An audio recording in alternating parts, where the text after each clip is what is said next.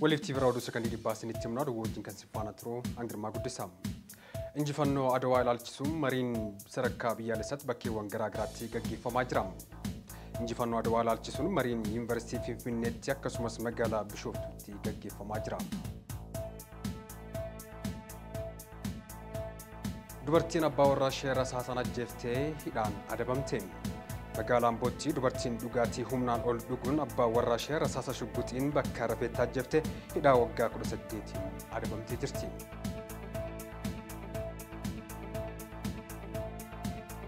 Dubartiin tokko al tokkotti daa'imman afur dahuun ishee dhagahame.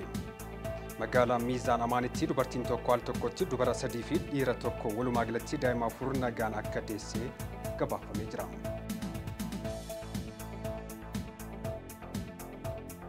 Ogeeyyiin yaala fayyaa Poolaandii tajaajila yaalaa bilisaa kennu irratti argamu.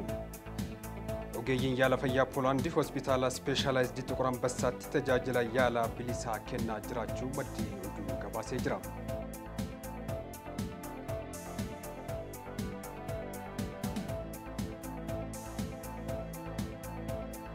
Pirezidaantiin Soomaaliyaa Keeniyaa galan. Pirezidaantiin Soomaaliyaa Hassan Sheikh Mohammed kaleessa waaree booda Keeniyaa wayita buufata xiyyaara Jomo Kenyatta gahanis pirezidaantii Tiyaanaa Keeniyaa Riikaati Chaaguwaatiin simatamanii jiru.